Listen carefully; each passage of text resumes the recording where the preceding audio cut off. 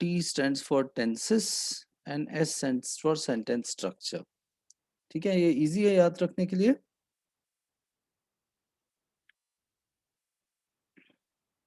IMPACTS, can you remember it? Is it easy to remember? Yeah. So this pretty much summarizes or kind of it tells about all the different types of rules on which you are tested in the writing test. All right. Now, what makes this writing test a little difficult and why people are scared of the writing test? What makes this a little difficult is that there are questions on grammar as well as comprehension. All right. So when you go with the agenda that all the questions are of grammar and you think about a grammar rule when doing this test, you end up getting many surprises because there are questions which are purely based on comprehension also.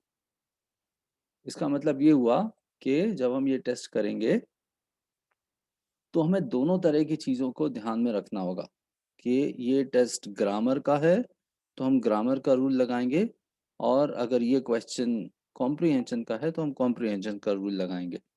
Do we understand this? So what is the purpose? Why exactly is this test introduced when you already have a reading test there with you?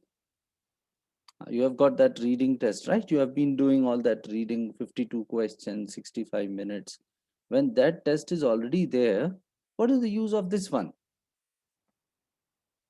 Why should somebody give you this test when reading test is already there? Can you tell me? Why is SAT or why is College Board so much interested in getting your grammar tested? Why is it so important?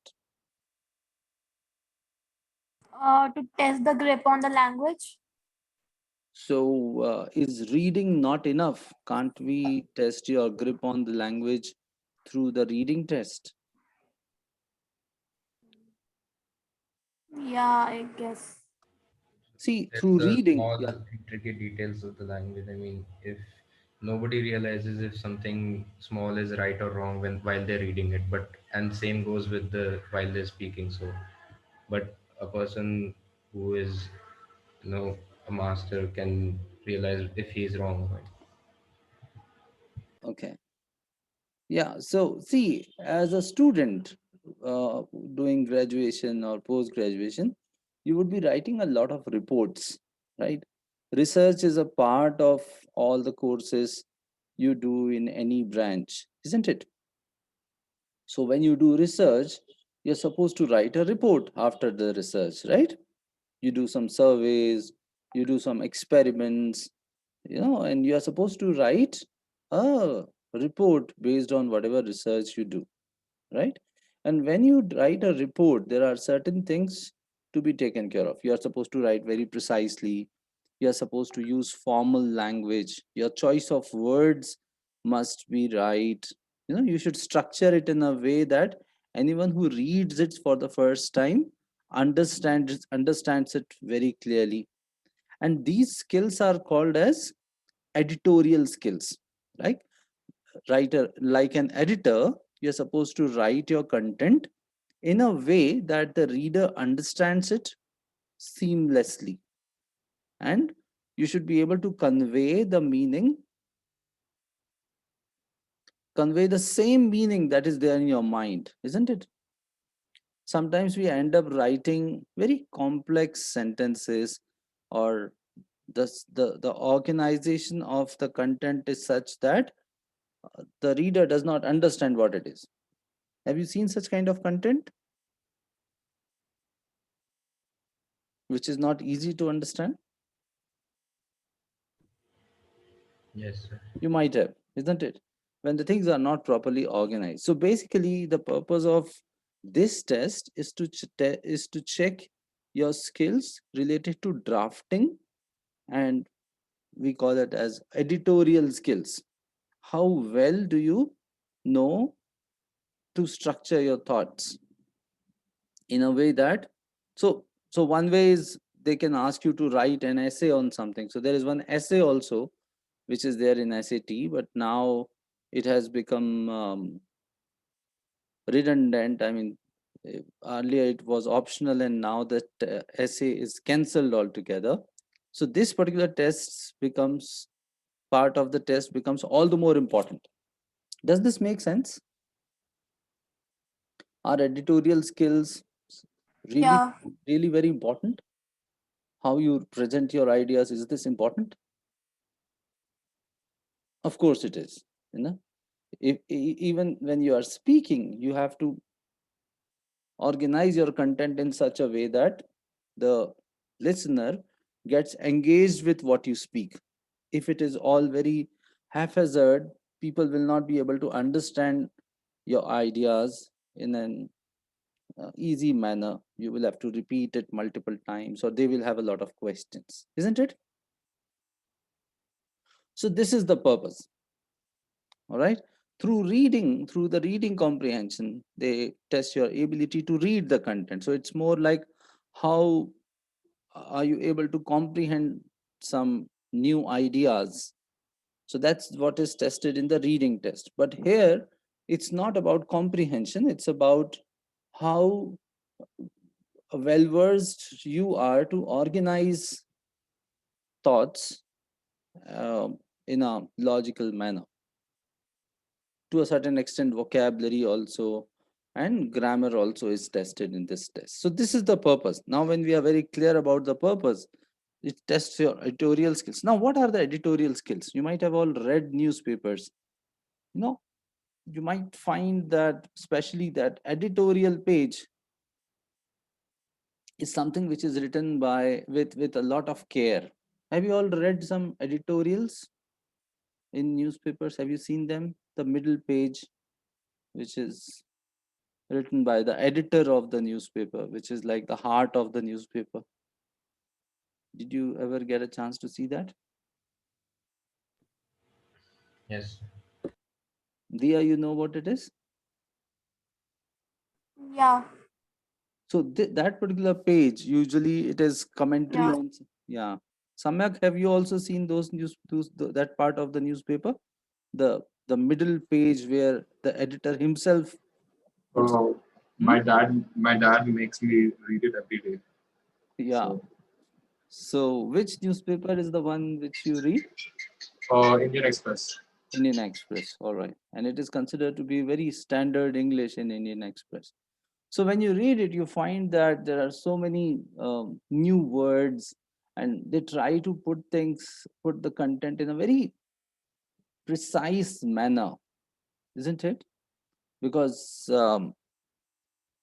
that page actually uh, uh, is the essence of that particular newspaper, or it crafts the reputation. It is the one which leads to the reputation of that particular newspaper. So when an editor writes it, there are so many things which he takes care of. Is the content properly organized? Is my first sentence of the paragraph a topic sentence? Is or the whole paragraph talk is very cohesive? It talks about one particular item or one particular idea.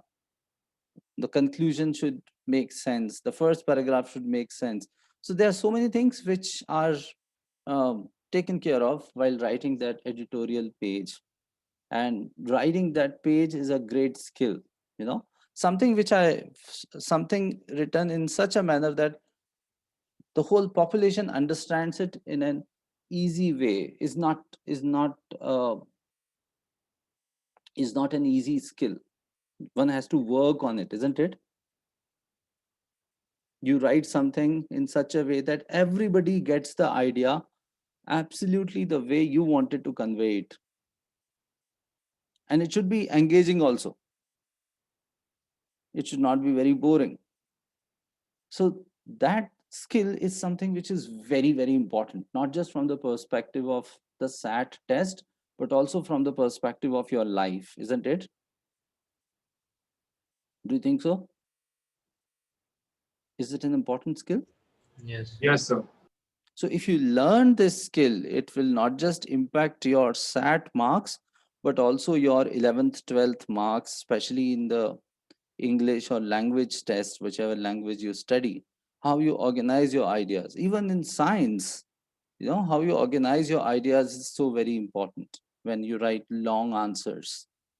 How you start it, how do you make it very easy to understand is something very important, right?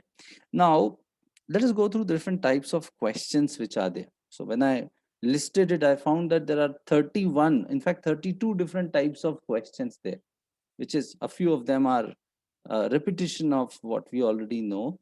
I mean, there are multiple instances where the same question is presented twice. But let us just go through this very quickly and understand what are the different types of questions. So basically what I wanted to say was this: in this writing test, you are going to get two types of questions. What are those two types, Samyak? In the writing test, I think you joined late. Yes, sir. There are two types of questions that come in the writing test. Let me ask Dia, you came a little late. Dia, what are the two types of questions?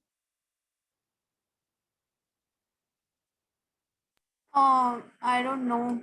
So the grammar questions and comprehension questions. Okay, yeah.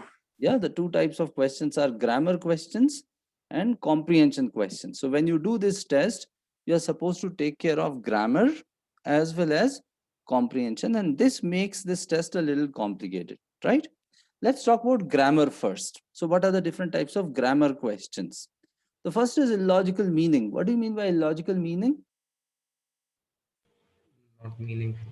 Yeah, illogical meaning questions are the questions where a particular line does not fit in the context, right? You'll find questions where it says the writer is trying to add this particular line here. Should he add it or not? So you'll find that that particular line sometimes gives an example of what is said, or sometimes it is totally out of context. When it is out of context, you can say that you need not add it. But if it adds some value to the paragraph, you can add it there. So that's illogical meaning type of questions there. The second set of questions are modifiers. Now, what is a modifier? A Some line modifier, which should be changed or modified with something else. yeah, a modifier is an adjective or an adverb. Like, for example, Vardhan Bhatia, comma, a boy from Alwar, comma, scored 1500 in SAT. Now, what is modifier here?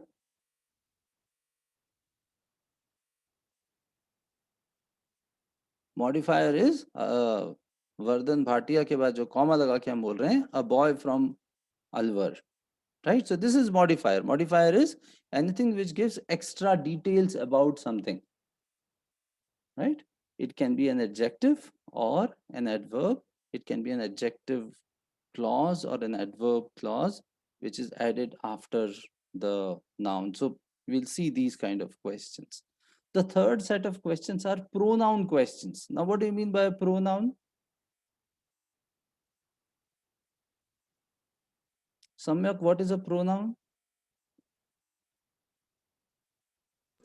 Sir, a pronoun is a word which replaces a noun in a sentence to avoid repetition. Yeah, so the words like he, she, it, they, all these are pronouns. Whenever you look at a pronoun question where they are asking for selecting the right pronoun, what should you check? Is the pronoun correct? And what would make it incorrect? For example, if we are talking about a boy and it's referred to as she, then it's an incorrect pronoun. That's very good. Dia, can you give me one more example where there is an incorrect pronoun?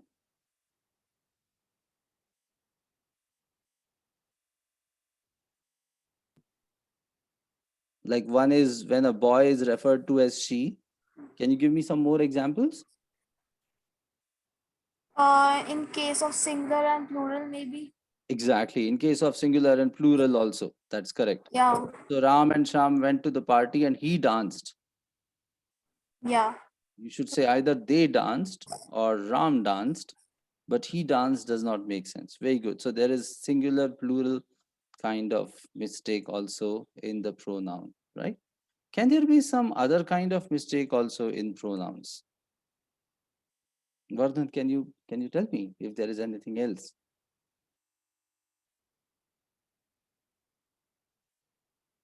Yeah. So one is related to the gender, whether it is he, she, or it. Second is related to whether it is a singular or a plural. Pretty much these are the two types.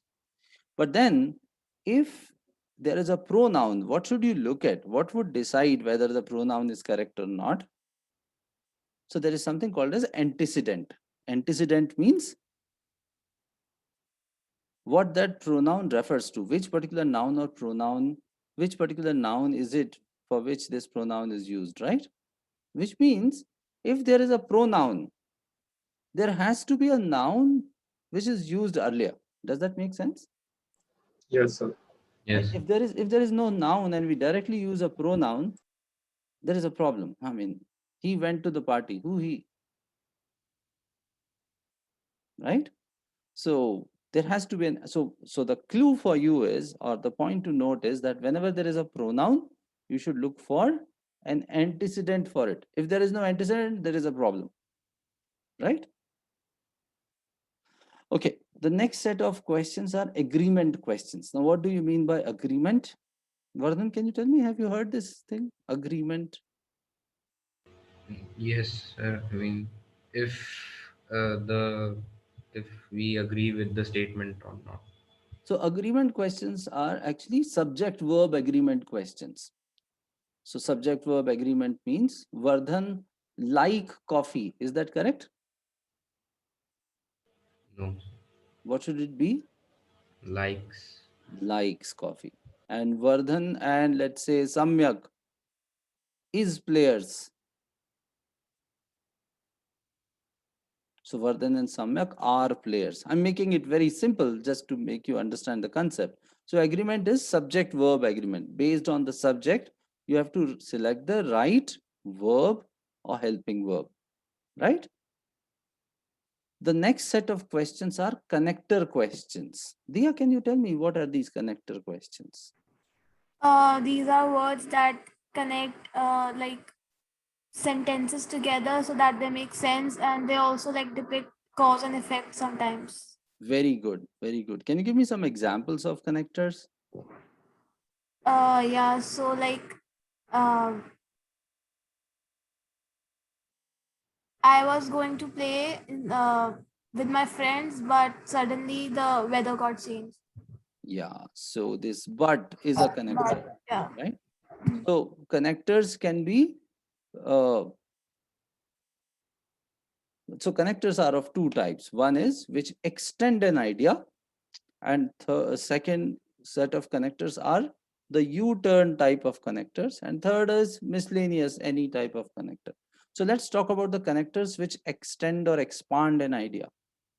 Can you give me some examples of connectors which expand an idea, tell you that we are going to tell something else, something extra about it? Samyak, can you give me some examples of? However, However is a U-turn, isn't it? As. I want, furthermore, yeah, furthermore, Nevertheless, nevertheless is also a slight U-turn. yeah. Yeah, I want to go in the same direction. Moreover, further, So, furthermore, next, later, right? in addition, In addition, yeah. So these are the connectors which tell you that we are expanding the same idea, not taking a U-turn. Give me some examples of U-turn type of connectors. So they would be however, but, but nevertheless, notwithstanding the fact that, right? despite, It despite, yeah, that's a very good example. In spite of this thing happened, so which is talking about, yeah, it's not going in the same direction. There's some kind of U-turn. Can you give me some other types of connectors also, like cause and effect kind of connector? Let's talk about cause and effect. Can you give me some cause and effect type of connector that like as a result, you know. So I went to the market and met somebody who was infected. That's why. That's why, or consequently, as a result, Following this, following this. Yeah. There is one more type of connector which I have seen in some tests, and they call it as to that end. What does that mean? To that end? towards that particular thought process to Yeah. that So end. to that end means to achieve that goal. So they talk about some goal first. Dia, do you remember we did this kind of questions once or twice? Yeah, yes. Remember? Multiple times they use this particular type of thing to that end.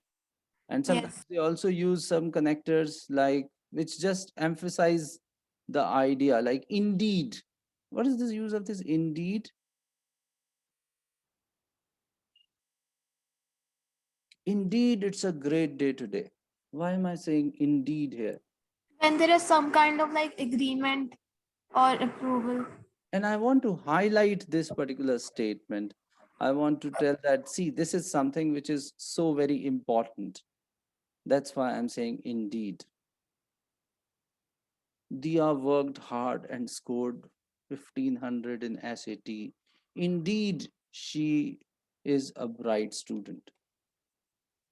I can say she is a bright student, but then when I say indeed, I'm actually trying to put more weight to this statement, right? So this is again a sort of discourse marker or connector. So, you would have to read the context in order to answer questions related to connectors. What would you do? You'll read the context, like what's going on, right? And you can see that this connector question is actually a comprehension cost question. It's not a grammar question, isn't it? It's not like should I put a comma or a full stop or a semicolon or a colon or a dash or a bracket, right? Thinking about it's asking you what kind of connector or what kind of discourse marker would be appropriate here. So how would you decide it?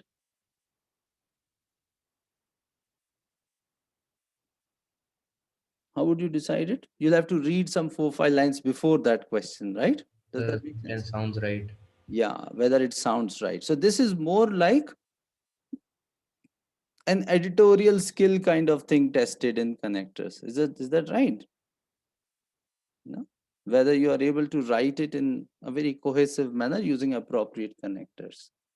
Okay. Then comes tenses questions. What are these tenses and what do they test in tenses? Samyak and Dia, both of you have done some tests of writing, right? Did you ever see a tenses question? Yeah.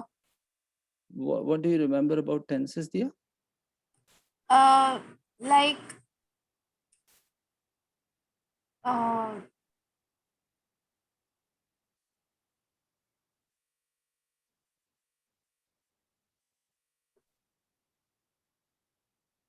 How do they quiz you on tenses? mm, What kind of questions come there? So let me give an example. Or do you remember, Dia, something? like they will give you an event and you'll have to fit it with the right tense.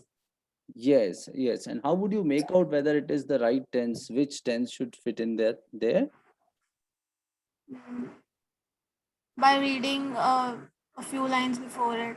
Exactly. So by reading a few lines before it, you would be able to make out whether they are talking in present tense or past tense or future tense.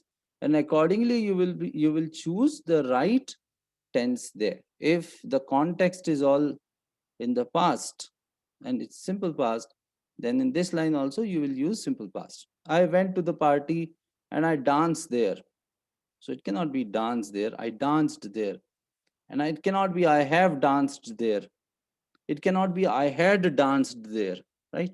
Since went is simple past, I went to the party and I danced there. Danced. Does that make sense? It should not be had danced or have danced or has danced, right? Okay. Then last set of questions is sentence structure questions. What do you mean by sentence structure questions? What kind of sentences are considered to be the best sentence in SAT or in our day-to-day life? Well, a sentence which is most precise, isn't it? I get, Yes. yeah, I get holidays twice an year biannually. What is the problem here? I get holidays twice an year biannually.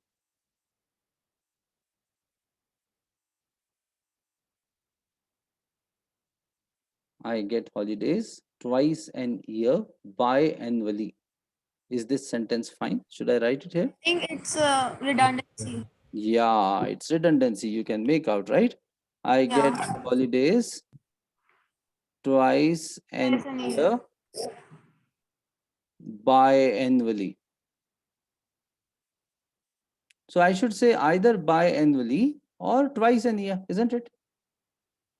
Why should I say twice an year and biannually, both of them?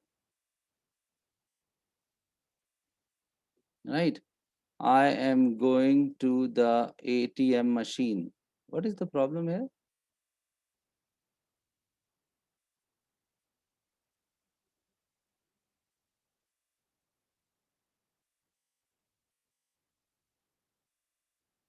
Vardhan, is this fine? I'm going to the ATM machine. It's fine, sir. Yes, sir, it's fine. What is the full form of ATM? Yeah, it's wrong. It is automated teller machine, right? Yes, sir, Yeah. it's So wrong. what is the use of machine here? I'm going to the ATM, isn't it? Yeah. So SAT loves precise sentences, right? So you will, these are funny questions, you know. They will zap you and you would say, oh, this is what it is. But yes, you can take it as a thumb rule that usually the shortest choice is the best choice. So you can focus on the shortest choice first. If it fulfills the requirements and if it sounds good, you can go with it, right? A sentence is considered to be a logical sentence or an easy sentence when it starts with the subject, then there is a verb, and then there are other details. Like Samyak plays football is a better sentence than football is played by Samyak. Isn't it, Samyak? Samyak, Yes, sir. Yes. Samyak plays football is better, isn't it? Hmm. So it should start. So the normal or the easiest structure is when it starts with the subject, then there is verb, and then there are other details. Samyak plays, right, like that. So these are the different types of questions you're going to get, and this is a very easy way to remember about the grammar part of the questions. IMPACTS. With your eyes closed, you can always think IMPACTS. What does it stand for? So I is illogical meaning. Should that sentence come in the paragraph or not? You can make out using the context, understanding the context. M stands for modifiers. Let me give you an example of a modifier. We haven't seen an example. Okay. Jumping out of the sea, I saw a fish. Is this sentence fine? Jumping out of the sea, I saw a fish. What does this sentence mean? Uh, Dia, you said something? what's the question? This is the sentence. I want to ask you whether this sentence is fine or not. Is It's it wrong. is it sensible? Why is it wrong? Because it should have been like it's wrong, like jumping out But of jumping out of the sea is not Sir, an it should have independent been I clause. saw a fish while jumping out of the sea. Vardhan, what did you say? Can you repeat that? It should have been I saw a fish while jumping out of the sea. Yeah, actually, what does this sentence mean? Let's try to understand. Jumping out of the sea, as if I was jumping out of the sea. So I live in the sea and I was jumping out of it. And while jumping out of it, Logical. I saw a fish. थोड़ा सा. Whereas what this particular person means is, I saw a fish, comma, jumping out of the sea. Now see, what is the difference in these two sentences? What is this? What is this part?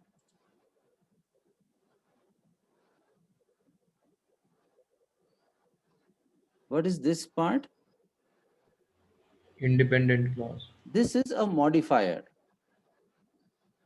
This is a modifier. Modifier means what? Something which gives extra details. And the simple rule is that modifier should be placed near the object modified, isn't it? Now see, jumping out of the sea is placed near I, which is incorrect. And here jumping out of the sea is placed near the fish, which is correct. So this is what we call as rule of proximity. The modifier should be placed near the object modified.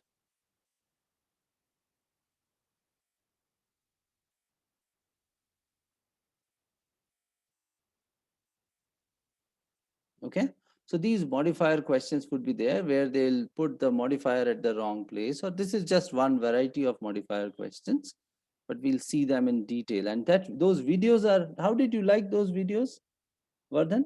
Whatever you saw, was it easy to Uh, understand? yes, pretty easy. Diya, Samyak, how were they? Yeah, they were easy. Very easy, simple. Yeah, and it makes sense to go through these videos once or twice before your exam, because it will pretty much tell you about everything that you would encounter in the test.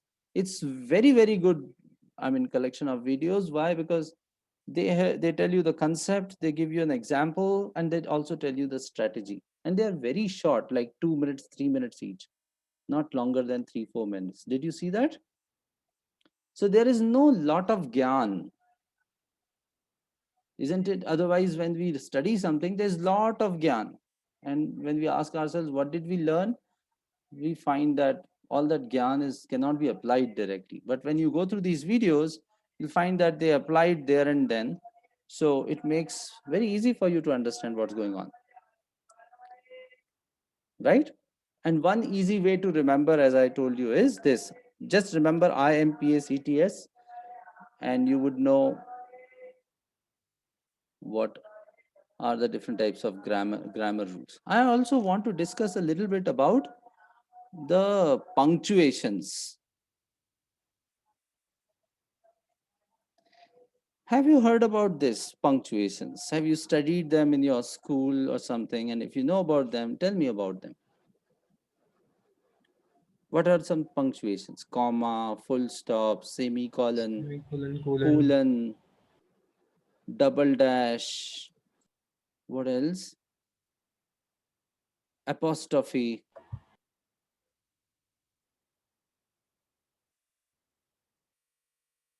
What other types of punctuations are there? Quotes, Exclamation points. exclamation.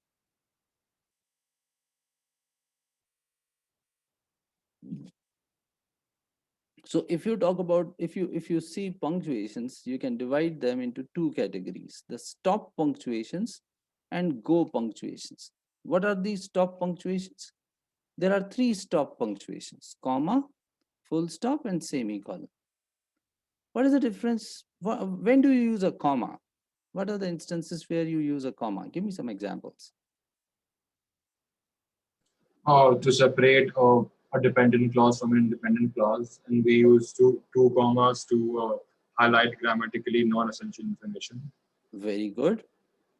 So I let's see think the first one: independent and dependent clause. Can you give me an example of this sort, Samyak?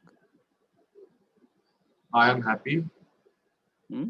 because I scored a goal. I am happy because I scored a goal. I scored a goal. Comma after I'm happy. It's a bad example, but yeah. No, it's not just bad, it is incorrect also, my dear. Let me think properly. Yeah. I have a car. Huh? It is red. Acha. So I'll put a comma here. After car, yeah. अच्छा, तो ये सही है, correct है ये? There's a चलो एक minute, दिया और वर्धन से पूछते हैं, is this sentence correct? I have a car, comma it is red. दिया? Not really. Not really. Why? Yes, it's right, sir. Vardhan says it's right. Diya says it's wrong. Why, Diya? I mean, I don't know. I get a feeling it's wrong. Okay. So yeah, it is not correct. Why is it not correct? Because comma cannot be used to separate two independent clauses. These are two independent clauses. Look at this.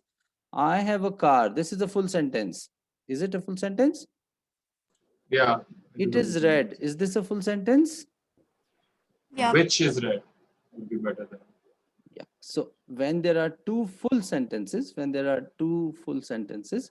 you cannot separate them by comma. How can you separate them? Independent and dependent. I have a car.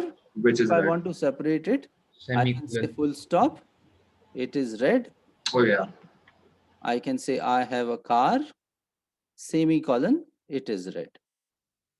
Both of them are fine. So if you want to separate two independent clauses, the options you have are semicolon and full stop. Does that make sense? Okay. Now, what is another option? I have a car, comma, which is red, is also fine, right? When I put a comma and write it like this becomes a non-essential clause. Means this is like extra detail, right? If I remove this, like which is red becomes very important, as if you are talking about some red things and you're saying I have a car which is red. So depending on the context, you will put a comma or you will remove the comma. If it is just an additional detail, you will put a comma there. Does that make sense? So a comma is used to separate. Now, which is red is what? Samyak, which is red is what? It's a dependent clause. Dependent clause. Yeah. It cannot stand by itself. All right. Let's take some more examples. Although I was tired, I kept on running. Which one is dependent clause? Which one is independent clause in this? Although I was tired is a dependent clause. Exactly. And I kept on running is an independent clause. So this is the Independent example, clause. Samyak, you wanted to give, right? When there is an Yes, independent yes. and a dependent clause. Can you give me some Yeah. more examples? I'm bad at giving examples. No, don't say that. You're not good or bad at giving examples. Either you know it or you don't know it. That's it. Yeah. Tomorrow you will be good at giving examples, isn't it? So Yeah. she likes, no.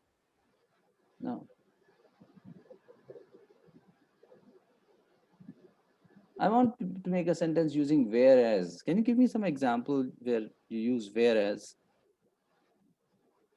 Whereas. Comparing two people. Yeah. So Vardhan likes to play which game? Tennis. Whereas Samyak likes to play football. Now, which one is dependent? Which one is independent? Vardhan likes to play tennis is independent, and Yeah. whereas Samyak likes to play football. So is one dependent. example where we use comma is when there is an independent and dependent clause. We got this, right? Give me some more examples where you use comma. Of course, you also told me about those modifiers, right? Writing test, comma, which has 44 questions, tests you on grammar and comprehension. Now, when I say grammar and comprehension like this, these are nouns. But if I call them as Shouldn't grammar, there be a dash, small dash after writing test? Because what we just did, we actually defined the writing test. yeah, so writing test. Now, when we say which has 44 questions, this is basically a modifier which is giving extra details of writing, right? So I don't have to put a dash. Yeah, what I Okay, can actually do is I can put it like this. but we'll have to remove which now. Yeah, so in that case, I'll say with 44 questions. Yes. Yeah, otherwise, I'll put a comma there,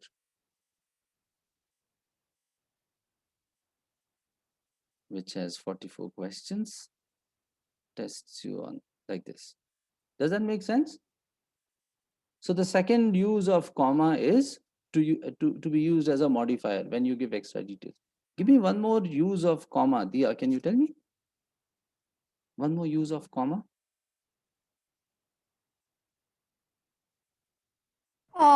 In a list of things. in a list of things. And what are the rules, if you can tell me?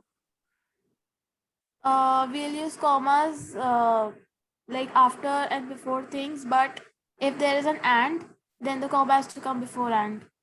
Yeah, and when do you put a comma? When do you put an end? When before the last subject. Yeah, when the number of items in the comma separated list are more than two. So let's take an example. I like football and volleyball. Is this sentence fine? Yes. So when there are two items, you don't have to put a comma, right? Yeah. I like football, comma, volleyball, comma, and basketball. Is this fine? Yes, fine. So with the third, if there are three elements, you will put a comma there, right? I like football, comma. So why should I modify this one itself? I like football, basketball, and cricket. Is this fine? Yeah. So comma separated list, in a list of items when there are multiple things more than three, three or more than three, we separate them with a comma the way we see here. Does that make sense? Have you ever seen a sentence where there is a comma as well as a semicolon? Yes, sir. Can you give me an example? When we're like we saw in the video, uh, Ah, yes. Dia and it, Samyak, did you see the video? yes, sir. It was related to the capitals and the places in countries. Yes, yes, yes, yes. I went to Delhi, comma, India, semicolon, Paris, comma, France, comma, semicolon, London, comma, UK. What is happening here? Samyak, what is happening here?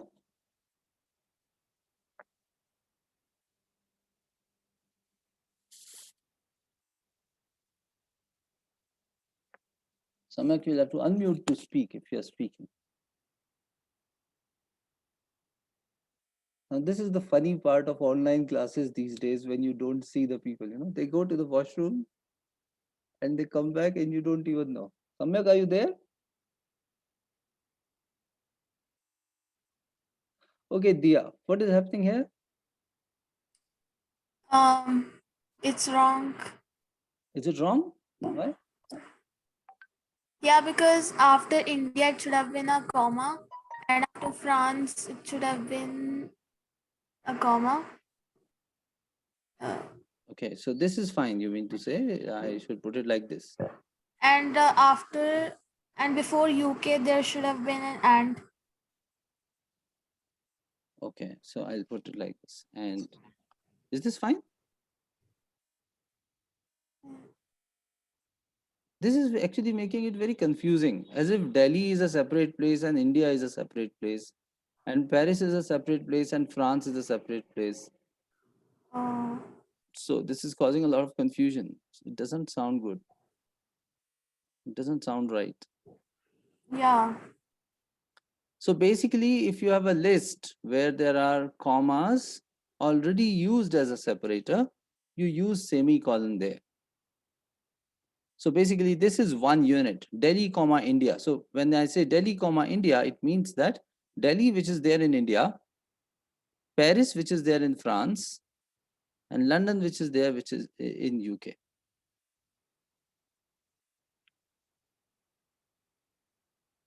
Does that make sense? No, sir, you can't use a semicolon before a and or something like that. ऐसा कुछ है क्या? कहाँ लिखा है ऐसा? Sir, semicolon, we use the semicolon to separate the things now, so why use and again? So basically, this is a comma separated list. So it's a special case where I would have generally used a comma only, right? So this semicolon is used as a super comma, we can say.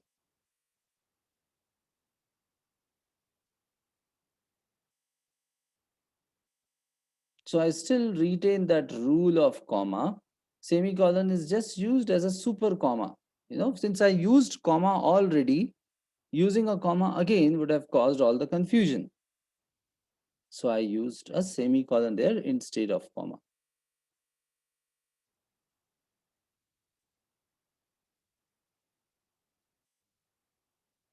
Okay. So fine. So this is one more use of comma, and this is one special case where I use a semicolon as well as comma together.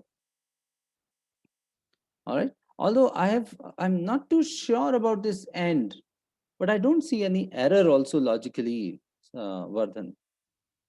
You know, it doesn't sound incorrect to me because it's a comma separated list. The way I use an end in a comma separated list, I can use it, is what I see here. Okay, so this is what we call as comma and semicolon. What is the use of a semicolon now? You know this now. Separation of a whole unit. Yeah. So what is the condition to use a semicolon? The the two parts separated by a semicolon must be Separate. independent clauses, must be full sentences in themselves, right?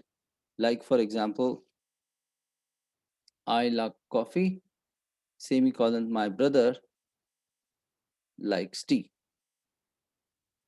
Is this sentence fine? Yes, sir. So when the context is same, so semicolon is a little lighter version. Can I put a full stop here? Can No, I sir. put a full stop here? Yes, I can. A full stop would not be incorrect, right? So, sir, same way like we did in the above exercise, we can use semicolon and right here. No, hold on, hold on. Don't think about anything else. Just think about a full stop. Can I put a full stop? Will that be incorrect? No, sir. It won't be. So which means wherever you put a semicolon, you can actually put a full stop also. So there won't be question where they will quiz you on use of semicolon or full stop because they can be used interchangeably. Okay. Let us see one more. So we have understood these punctuations which are called as stop punctuations. Right? I told you that punctuations can be divided into two categories, stop punctuations and go punctuations. What do you mean by go punctuations? Stop punctuations stop you, go punctuations speed you up. So it tells you that you can go further, or it actually connects two things. Instead of separating two parts, it connects the two parts.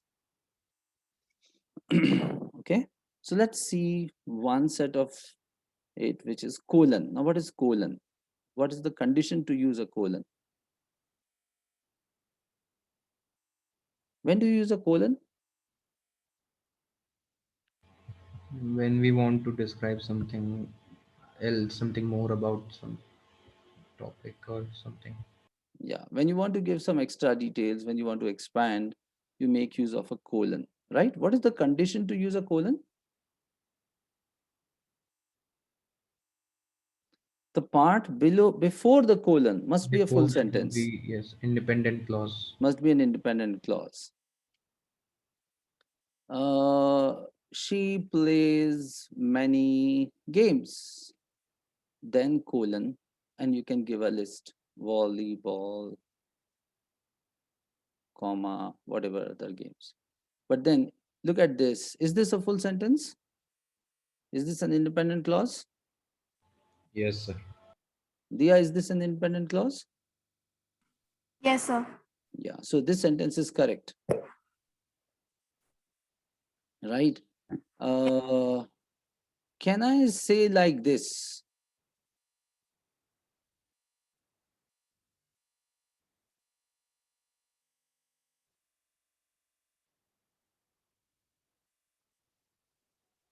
She plays colon volleyball, and I'll make a list of games here.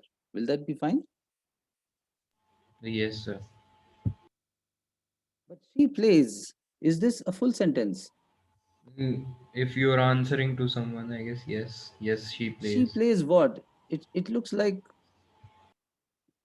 an incomplete sentence. There is a subject verb, but there is a sense of being incomplete. Where is the object? She plays what?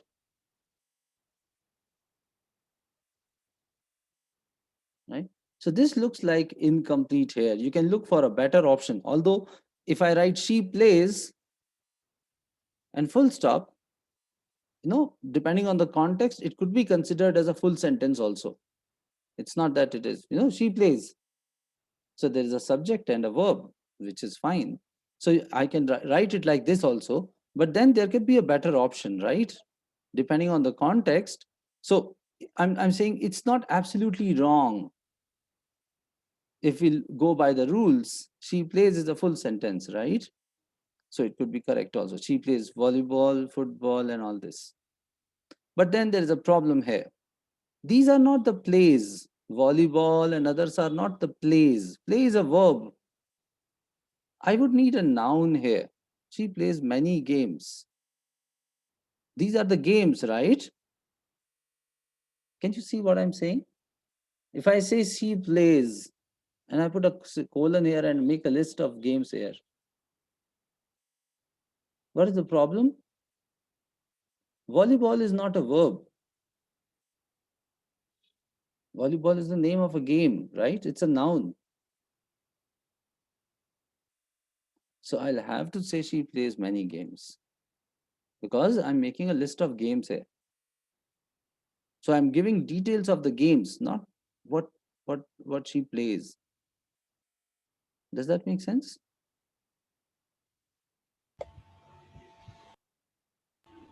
Yes. Yes, sir. Yeah. So that's how it is. Okay. So this is colon. What else? What other types of punctuations you use? There is apostrophe. Okay, there are a few other words. It's and it apostrophe s. What is the difference between these two? It's used in term of possession, and it apostrophe s is it is. Yeah, it apostrophe s is actually what we call as contraction, Yeah. right? So it stands for it is. So whenever there is this kind of usage where, so is this sentence fine?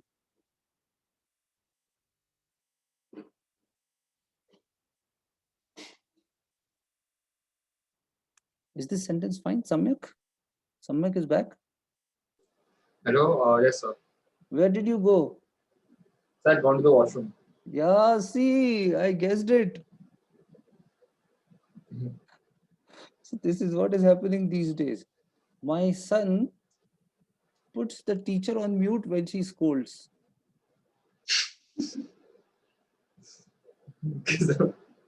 So this is the fun of online teaching these. I mean, he doesn't put her on mute. I mean, she can further speak, but we cannot know that the teacher is scolding him. Okay. So he mutes the sound and he says, "Yeah, teacher is explaining something. I am listening to her." So yeah, okay. So it's a great day today. Is this fine, Vardhan? Is this sentence fine? Yes, sir. No, it is not. So which sentence are we talking? Which is This a one, great. this one, this one. It's a great day today. Uh, Sounds fine, sir. Okay, so what is the difference between this and this? Oh, actually, I'm sorry. Apostrophe. So you have to use apostrophe there, isn't it? Because this would mean it is, and this would mean possessive. Nobody is possessing anything here. It is a great day today, is what I'm saying. Don't sit on that chair. Its leg is broken. Is this fine? It's wrong. Why? It's correct, sir. Correct, sir. Uh, it should be its. Not apostrophe S, like this. No. Yeah. What do you say, Samyak and Vardhan? No, sir. This is wrong. This It is should wrong, be. right? Yeah, apostrophe. This is wrong. Apostrophe should be there. Apostrophe should be there. This is correct, right? Dia, what do you say? No. Apostrophe shouldn't be there. Like it is leg is broken. It doesn't make sense. Yeah, so this would mean it is leg is broken. Yeah. So what is the thumb rule here? Whenever you get it apostrophe s, in your mind expand it and call it as it is. Don't say it's, call it as it is. Like the way his is there, her is there, right? Similarly, its is its. So its leg is broken is correct. If I say its leg is broken, it would mean it is leg is broken. Samak, can you see that? Yes, sir. So it apostrophe s leg is broken is incorrect. Vardhan? Yes, sir. So this is confusing and they frequently ask this question. This is quite common in SAT. It apostrophe s. So whenever there is it apostrophe s, what will you do? Expanded. In your mind, expand it. Yes. Yeah. Call it as it is. And if it makes sense, then it is fine. If it does not, it is not fine. Okay. What other punctuation rules are there? Okay. What is the use of this double dash and this and double comma? So these three things can be used interchangeably, right? Right. Like for example, samyak double dash. Samyak, tell me something about yourself which you want the world to know. Uh, I'm 6 foot 2. 6'2". Yeah. Samyak 6 feet 2 inches. Is this so?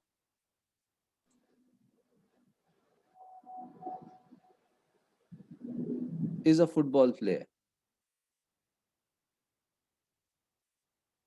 All right. Or I can say Samyak 6 feet. तो comma लगाते हैं या नहीं लगाते? मुझे लगता है नहीं लगाते. 6 feet 2 inches. Don't put a comma there. It's like it looks good like this. Is a football player.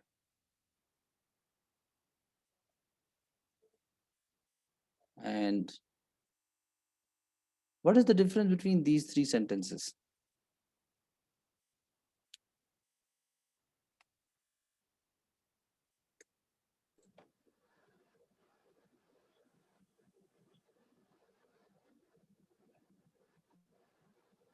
First one, it's 6 feet 2 inches is highlighted as not important. And Mhm. the second one, uh, it's like a what do you say characteristic of the subject. Mhm. And the third one, it's the same as the first one. It's highlighted as non-essential information. So all the three are same actually. There is no difference, and they can be used interchangeably. You can use either double dash or parenthesis or a double comma. They look different, but they serve the same purpose. They are giving some extra details about a person, which is not very important, right? So there Yes, are sir. three ways to give extra information. You will use double dash, you will use this, you will use this. Can I put it like this also? Is this fine? A dash and a comma. No, I don't think so. Dia Vardhan, is this fine? Can I put Mm, a dash and a comma? no. Vardhan, what do you say? Uh, yes, sir, I guess. No, this is incorrect. So basically, you have to use these structures in the way they are used. I mean, you cannot put one comma and one dash. It would be incorrect. All right. If it is double dash, it is double dash. If it is parenthesis, you cannot do it like this, right? You have to make it like this. They check you on this kind of things, these kind of things there. Okay. What other punctuations are there? Okay. What is the difference between these two?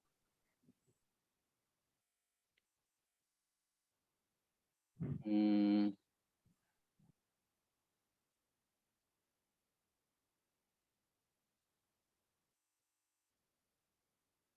What is the difference between these two?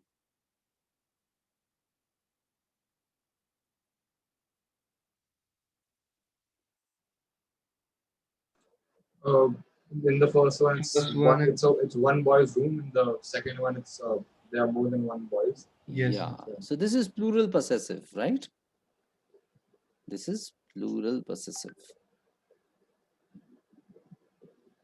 Possessive.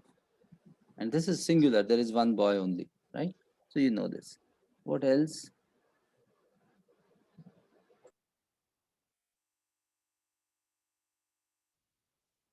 I think that's pretty much about grammar, right? And then rest of the rules are more related to context, which means you'll have to study the sentences there. I would like to talk about a few important transition rules which are there. So there's one set of questions which are called as transition questions. What do you mean by transition? So there are two types of transitions: in para transition and para transition. What is in para transition? When within the same paragraph there is a change of context. Sometimes within the same paragraph you'll find a but, right? He was tired, but he kept on working. Or sometimes at the beginning of the sentence you'll find a but and there is a contradiction within the same sentence, right? So there is in para transition. There is a change in context. Or there is para transition. There is a new paragraph which starts with yet or but or however, which means it is contradicting the previous sentence. Now there are sentences which are related to there are questions which are related to transition. There are two types of questions. One is at the beginning of the paragraph. Now this brings me to another important point which I wanted to discuss. What is the structure of a paragraph? How do we design a paragraph? introduction, main body, and then conclusion. Yeah, this is the simplest one: introduction, main body, and conclusion, right? We can further divide it into these headings: claim, context, concrete evidence, commentary, and conclusion.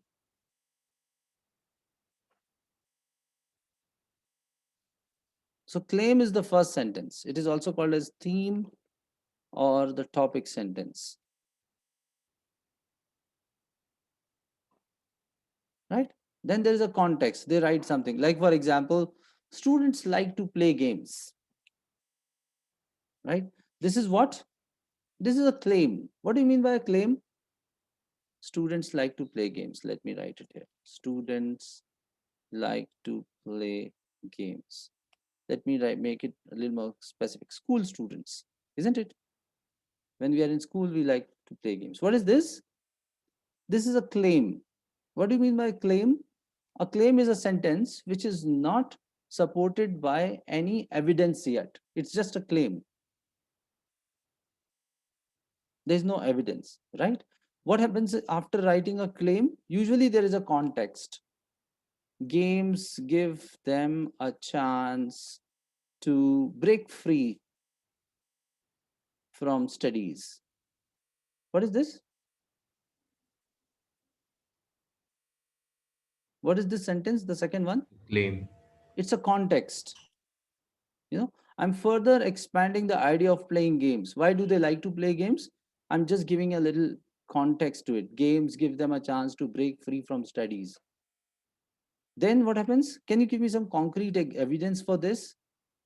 You can see how students enjoy playing football after a math class. What is this?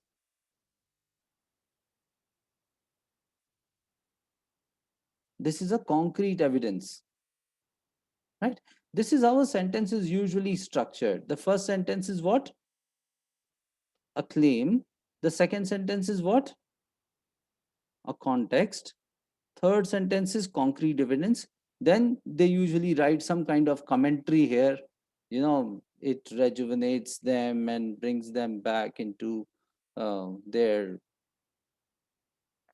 rejuvenates them and makes them feel free, or whatever you want to write. You will write some commentary, and then there will be a conclusion.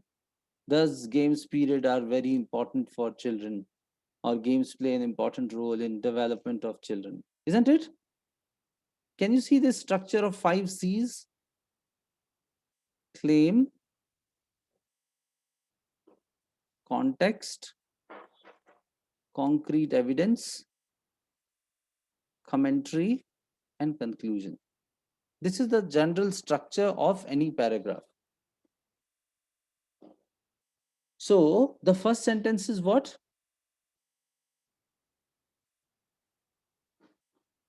The first sentence is what?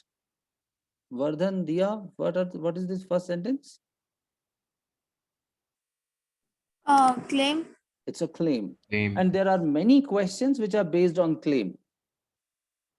And in order to understand the claim, what do you need to do? You need to read the rest of the part. Like, what is the context? What is concrete evidence? What is, like, for example, look at this. Where is that claim? School students like to play games. So this thing would be vilified. This thing would be the part of the question. They will not show it here. They will give you all these details, and you will have to identify what could be the claim or the theme sentence which is further substantiated here. Do you see what is going on? Have you seen these kind of questions where they ask you that what should come in this? वो पूरा का पूरा sentence underlined होगा, and they will ask you that which particular sentence fits in that context. So this is one more thing which I wanted to. Now I want you to want you to do a homework, even if you have done this test. I want you to do test 10, writing section, first 14 or 12 questions, whatever they are, today as a homework. All right. In fact, do 2 of them. Note it down. Test 10, writing section, 2 sections. Even if you have done it earlier, I want you to do it once again.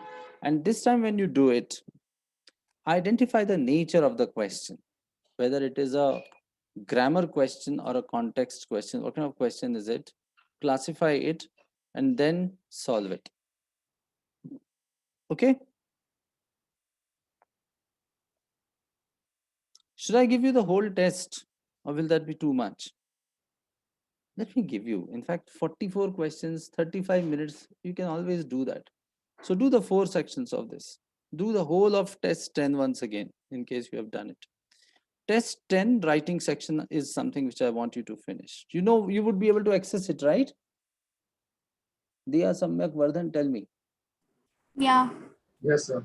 Yeah. So based on whatever we discussed today, I want you to do these 44 questions, the whole of them, not just 2 sections. It does not make sense. Do the whole 44 questions.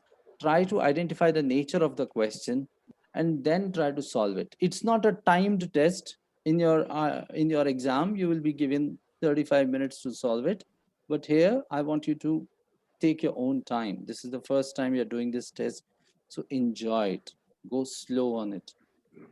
I mean, try to understand the question and then do it. Take your own time, is what I mean to say.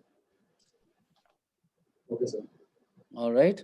So, this is what I want you to do. This is a very scoring section and a very interesting one, and it would have implication on your school English also. Once you master it, I can tell you that you will score very good marks in your 11th and 12th English test because your writing would improve a great deal. You would start using some uncommon punctuations. You would start thinking in terms of how to draft a paragraph. You'll start with a claim, then context, then concrete evidence, then commentary, then conclusion. And that would make a lot of sense for anyone to read. Sir, could you send me this Word document on Yeah, WhatsApp? yeah, I'll send it. I'll send this Word document. I've got this recorded also, so I can send the Okay, sir. recording as well. Okay. And yeah, I'll send it to you. Okay, All sir. right. Okay. Have a wonderful day. Day after tomorrow, same time. Okay, sir. We are going to check test 10, those 44 questions, and we are going to see how you do them. Goodbye, sir. All the best to you. Thank Bye-bye. you. Goodbye. Thank you. Bye bye. Bye.